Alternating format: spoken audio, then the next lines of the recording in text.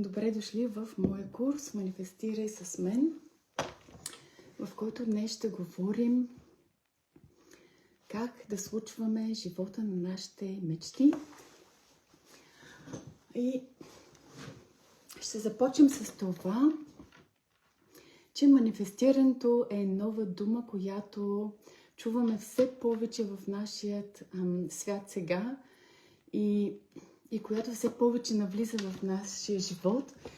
И манифестирането най-вече означава, че ние сме поели по пътя, по който да вървим, и по пътя, по който нашата душа всъщност е тръгнала да върви.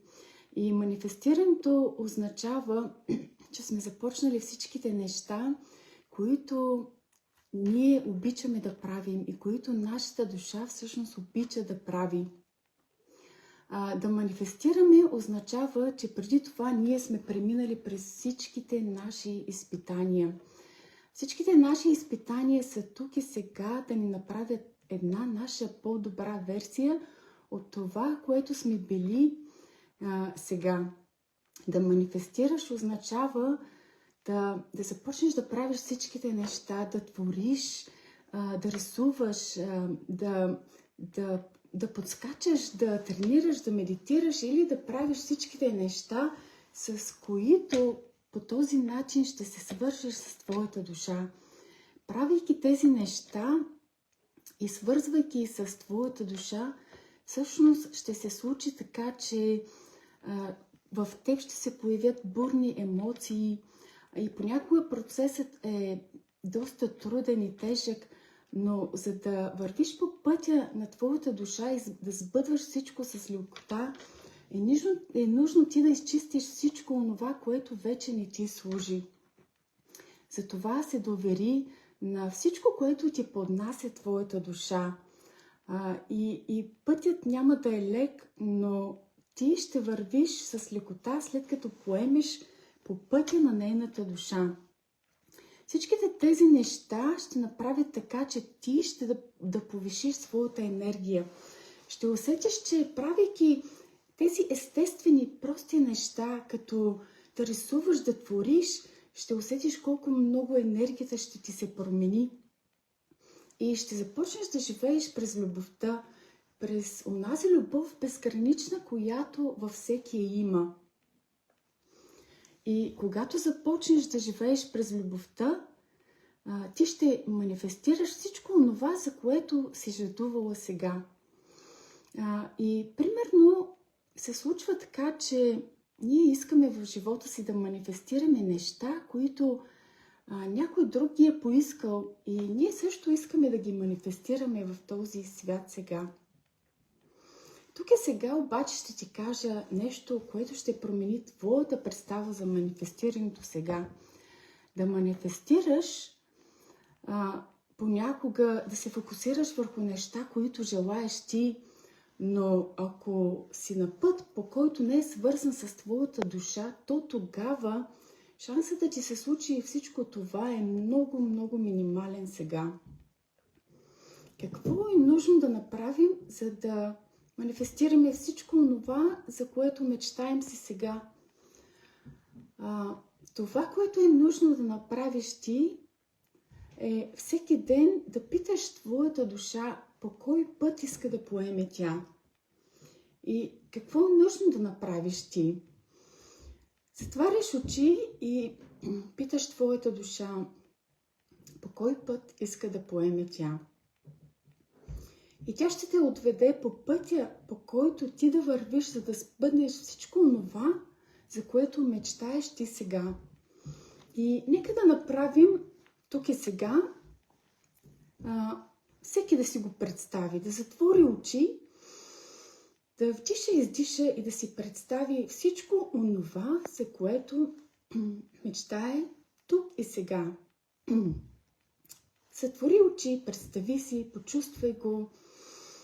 И правейки това, ние създаваме с въображението нова опитност сега на нашата душа. Какво означава това? Нека да го обясним научно сега. когато подхраниш въображението си с неща, които не са все още в нашия живот сега, в нашия реален свят сега, това, което се случва, е, че ние създаваме нови невронни връзки в нашия мозък сега. Какво означава това? Всяка една невронна връзка, която създаваме с нашето въображение, е толкова финна и крехка, че това, което се случва през деня, когато говорим и мислим за различни неща, тази невронна връзка е толкова финна и крехка като паежина, че всеки път, когато си помислим за нещо друго, тази връзка, невронна връзка се къса. И от нас се иска през деня да се върнем с въображението си на тази невронна връзка и по този начин да направим спойката, да я споим, за да може тя да бъде не толкова финна и крехка, а да стане устойчива. И представи си, примерно, как през деня подхранваш няколко невронни връзки, при което в един момент се случва това, че ти буквално създаваш толкова много невронни връзки и започваш да светиш с такава ярка светлина, че ти буквално сменяш твоята идентичност сега. И под идентичност имам предвид, че ти променяш своята представа за света. И под представа имам предвид, че ако преди си мислил, че хората са лоши и добри, то сега ти ще разбереш, че всички ние сме любов и светлина. И ако не виждаш светлината в даден човек сега, то това е отсъствие от светлина и е въпрос на време всеки един човек да се отвори за любовта с своето темпо и със своето време. На този етап за теб е важно да разбереш, че през деня ти си наблюдател на своята нова реалност, която градиш. Подхранвай я, поливай я всеки ден, така както примерно храниш се 3 пъти на ден. И нека да си представим сега, че примерно искаш да си успешна. За да си успешна в този реален живот, е нужно преди това ти да бъдеш успешна, да го разиграеш в мислите си, преди да се случи това и да живееш тази твоя нова версия. Затваряш очи, представяш си тази успешна твоя нова версия. Представи си я, как се облича, как се движи, как се храни, как се държи. Правейки ето това, ти ще живееш тази твоя нова версия преди да е дошла на този свят сега. И ще ти кажа, че всичките тези успешни хора, преди да станат успешни, те са изиграли тази версия в главата си. И за това е нужно да подхранваме ето това с въображението си. И когато подхранваме тази невронна връзка и направим спойката, то тогава тя се материализира и по този начин се случва всичко, което виждате около вас. Дори и масата, която е тук, тя е била идея на някой, който преди това си го е представил във въображението си, докато стигне и стане тази маса реалност. И примерно през деня си казвате, че ви идва негативна мисъл. Казваш си, аз не ставам за нищо сега. И в този момент, както казах ти, е нужно да бъдеш наблюдател на твоята нова версия. Осъзнай, кажи си, стоп, аз не съм това. И започни да изграждаш ново утвърждение сега. Кажи си, аз мога да постигна всичко в живота си сега. И подхранвай това ново утвърждение всеки ден. Започни своят нов ден с твоето ново утвърждение. И през деня го подхранвай всеки ден. И ще дойде един момент, в който тази невронна връзка няма да е вече толкова крехка и финна като паежина и ще стане така, че тя вече ще се манифестира и ще дойде в този свят вече като реалност. И нека да дадем и друг пример сега. Представи си, че искаш да подариш кучето на дъщеря си ти. И го усети, почувствай го, затвори очи и усети как от щастие, от вълнение приливаш ти. Когато създадем това чувство у нас, то тогава тази връзка се случва така, че нашите емоции създават нашата невронна връзка. И усети и почувствай как тя ти казва: мамо, откъде взе парите? И в този момент ти показваш банковата си сметка и казваш: аз ще ти покажа всичко, как можеш да го постигнеш, като си го представиш с въображението си и включиш всички твои сетива.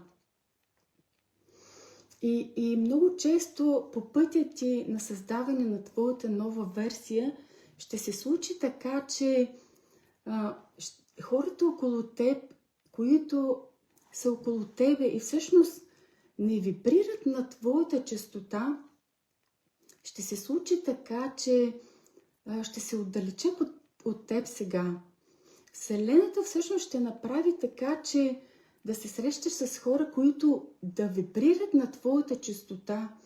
Затова, когато усетиш, че някой от живота тръгне си, не унивай и не тъгувай, защото по този начин Вселената ще отвори твоя път, за да вървиш по пътя си и да манифестираш всичко онова, за което си мечтаеш ти сега. И също така, нека да си представим как в приказките си спомняте за лампата на Аладин. Лампата Аладин от приказките всъщност е нашето подсъзнание. Нашето подсъзнание, което манифестира всичко сега и от нас се иска просто през деня да подхранваме нашето подсъзнание и да поставим фокус върху това, което желаем, за да може нашето подсъзнание да манифестира всичко, за което мечтаем си ние. Всъщност, духът, който е в лампата на Аладин, това е нашата душа, която прави всичко, за да постигнем в живота си сега. И как да го направим това? Как да се свържем с нашата душа, така че тя да направи всичко за нас, за да поемем по пътя, по който да поемем и да вървим с лекота. И нека да ви покажа как да го направите и да го направите практика ежедневна. Защото е изключително важно да вървим по пътя на нашата душа. Затваряйте очи, слагате ръка на сърцето си и попитай твоята душа как се чувства. Кажи: прекрасна моя душа, как си?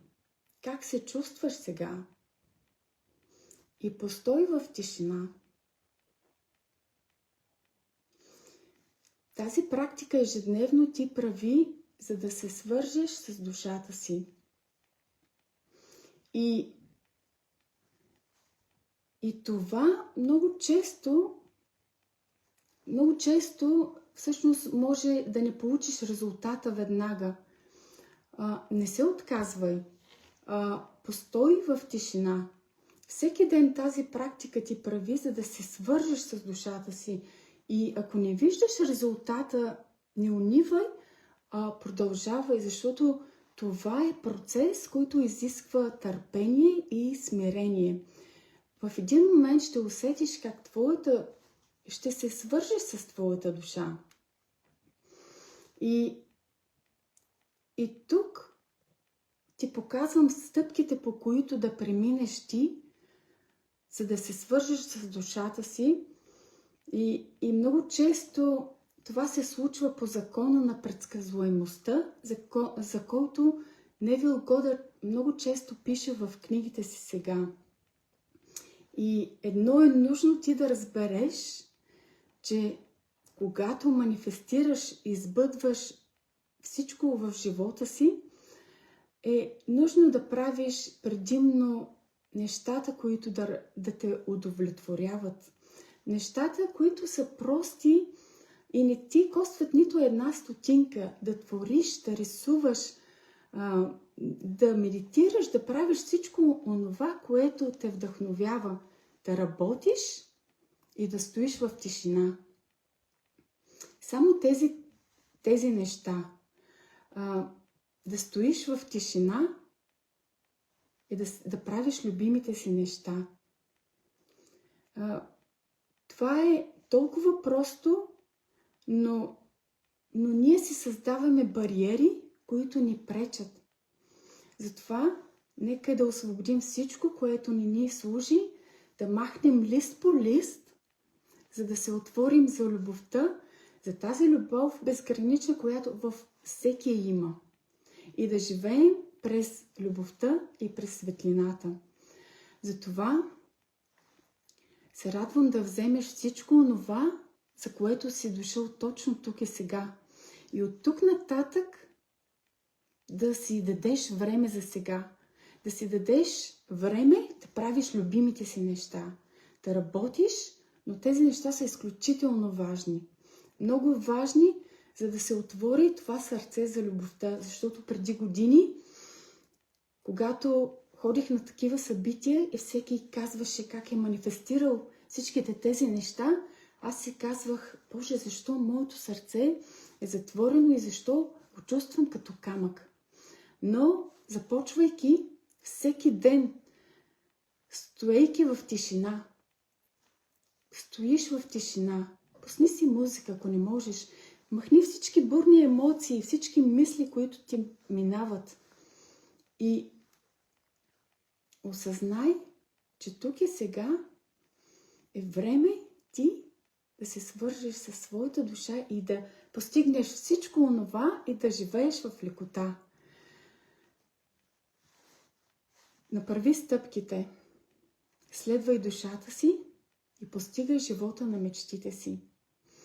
И тук днешният курс дойде към края си.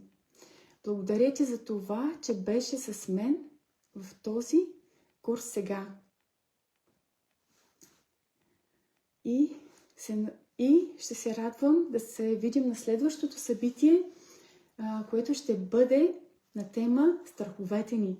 И как да премахнем страховете в живота си, които много често са пречка да постигаме ето тези неща, за които мечтаем ние сега. Благодаря ви, че бяхте с мен и до скоро!